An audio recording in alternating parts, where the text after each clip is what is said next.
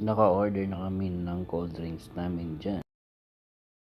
At naghihintay na lang kami. At syempre, hindi makakalimutan ang pasalubong sa prinsesa namin. Dahil lagi siyang nagpipretend na nag-lipsticks. Ayan, candy lipstick ang pasalubong namin sa kanya.